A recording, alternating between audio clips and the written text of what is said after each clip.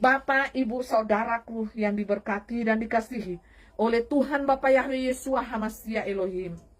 Mempelai telah melihat sosok ini Bapak Ibu yang sungguh mempelai kagumi pribadi Tuhan Yesus Kristus di dalam wadahnya dirinya Aditya Nugrahanto.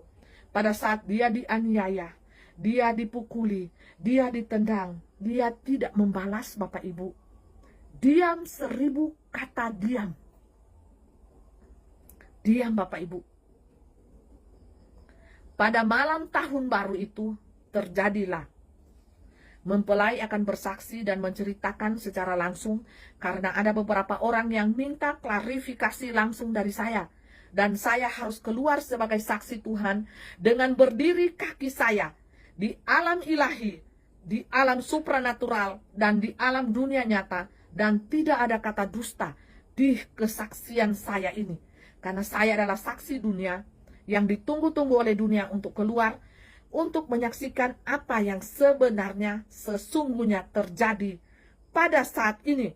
Karena efeknya bagi dunia ini adalah murkanya yang menyala-nyala akan perlakuan dari roh 66 kepada roh 77 ini. Roh berbicara tentang roh. 2 roh. Roh Tuhan dipakai kepada anak-anak manusia yang memiliki kerendahan hati. Roh setan memakai anak-anak manusia untuk menjalankan apa yang dia inginkan, apa yang dia ingin perlakukan, untuk menindas, untuk menganiaya, untuk menyakiti hati Tuhan melalui anak-anaknya, disiksa, dianiaya, kalau perlu martir, kata roh 66 ini.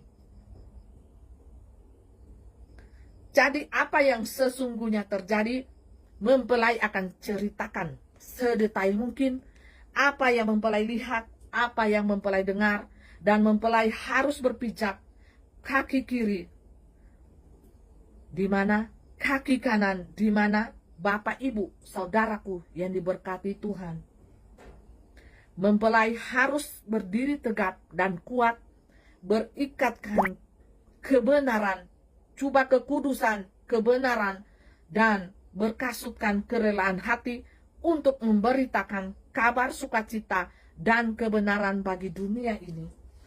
Kita hanya dipakai wadah kita untuk melakukan kehendak Bapa Surgawi.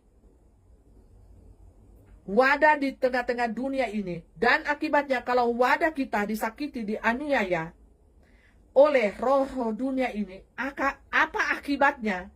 Apa akibatnya bagi dunia ini Bapak Ibu jikalau dunia ini tidak dipukul?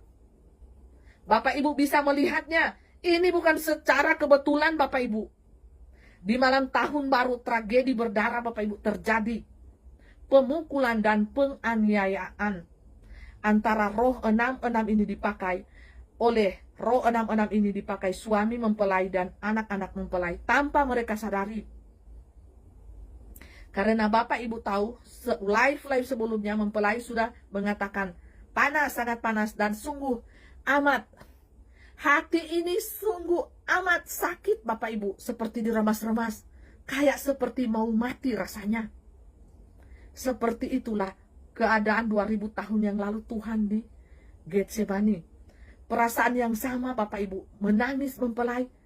Mempelai katakan, kenapa tiba-tiba hati ini seperti mau mati rasanya. Sangat sakit Bapak Ibu. Beberapa hari sebelum terjadi penganiayaan itu di malam tahun baru 2024. Roh sudah membongkar segala sesuatu sebelum di dunia nyata itu terjadi.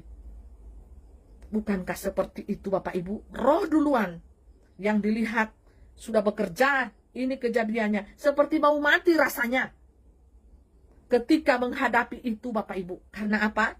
Di malam tahun baru itu, roh di dalam wadah pemuda berumur 33 tahun ini, dia ditelanjangi Bapak Ibu.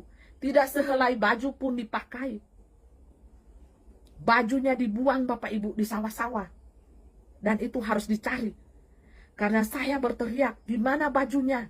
Di mana bajunya Bapak Ibu? Sudah bugil, dalam keadaan bugil Bapak Ibu. Dan pada saat itu Saya melihat ditendang-tendang mukanya, ditonjok Bapak Ibu, sehingga di sini pecah pelipis. Dan dia tidak berkata apa-apa Bapak Ibu. Sepatah kata pun tidak keluar dari mulutnya. Karena keluar darah Bapak Ibu ya. Hidung keluar darah, mulut keluar darah, saya pikir jatuh gigi ya. Padahal tidak. Hanya mungkin pecah-pecah bibir karena ditendang-tendang. Dan saya berkata Bapak Ibu, jadi tontonan di malam tahun baru itu Bapak Ibu. Saya berteriak kepada seluruh penonton yang menonton, menyaksikan penganiayaan itu yang dilakukan oleh suami saya sendiri. Dan anak-anak saya Bapak Ibu membantu untuk anak-anak saya itu menahan tangannya. Menahan tangannya untuk suami saya tendang mukanya, tonjok mukanya. Dan rupanya suami saya itu membawa pisau Bapak Ibu. Sehingga mungkin sayatan pisau itu yang merobek pelipisnya dan dijahit. Ya mungkin ujung pisau, saya rasa ujung pisau itu kena di ini. Karena menurut pengakuan di kantor polisi, Pak Aditya ini berkata suami saya membawa pisau. Dia diseret dari mobil itu keluar dan ditelanjangi dan dihantam Bapak Ibu. Dan tangannya itu semua saya diinjak-injak Bapak Ibu. Makanya bengkak dan luka-luka tangannya, diseret di aspal. Diperlakukan kala binatang Bapak Ibu. Dan saya berteriak pada waktu itu, ini wadah Tuhan Yesus Kristus, Isa anak Maryam, Isa Al-Masih yang kamu aniaya. Roh 66 kalian tidak tahu. Sungguh kalian tidak tahu karena kalian buta tuli telanjang. Alangkah jahatnya kalian ini. Dan kami menjadi tontonan, sangat banyak warga yang melihat. Dan mereka hanya menonton Bapak Ibu. Hanya sebagai penonton. Dan saya berteriak pada waktu itu. Dan saya menyingkirkan suami saya mendorong suami saya agar supaya dia tidak menendang muka dari Pak Aditya ini. Saya mendorong dia Bapak Ibu. Dan saya juga didorong balik. Saya mendorong juga dia sampai dia masuk ke sawah-sawah itu. Karena di sawah Bapak Ibu, rumah saya itu posisinya sawah. Persawahan di depan sawah, samping kiri kanan sawah. Saya mendorong dia ke depan, dia dorong balik saya. Dia pegang tangan saya, dia bilang jangan kamu campur gitu. Dia singkirkan saya untuk menendang maksudnya dan untuk menonjok muka dari Pak Aditya ini. Dan Bapak Ibu, saya bilang kamu tidak tahu 2000 tahun yang lalu kejadian ini. Dan saya seperti kembali terulang kejadian 2000 tahun yang lalu itu Bapak Ibu. Tanpa perlawanan. Tanpa kata-kata satupun yang keluar dari mulut Pak Aditya ini. Diam terus Bapak Ibu. Sampai dihakimi. Sampai dihina-hina. Dan perkataan 2000 tahun yang lalu di atas kayu salib itu terulang semua Bapak Ibu. Dan itu diucapkan oleh anak saya. Diucapkan oleh suami saya sendiri secara fisik. Setan memang memakai mereka. Karena mereka belum bisa menembus dimensi roh dan kebenaran. Dunia ilahi itu Bapak Ibu. Tidak, sama sekali belum. Untuk itu saya kembali lagi ke rumah ini. Saya bermaksud dengan berbagai resiko yang saya harus hadapi. Dengan keadaan suami saya yang seperti ini. Saya sudah berdoa Tuhan sebelum saya melangkah ke rumah saya. Engkau Tuhan yang sudah terlebih dahulu melangkah Tuhan untuk mengubah hati suami saya. Mengubah hati-hati anak saya. Jangan sampai cacian, makian, segala hujatan saya dengar lagi Bapak Ibu. Saya sudah bosan di umur saya yang sudah tua ini Bapak Ibu. 46 tahun. Saya tidak ingin lagi Bapak Ibu terus menerus dimaki-maki.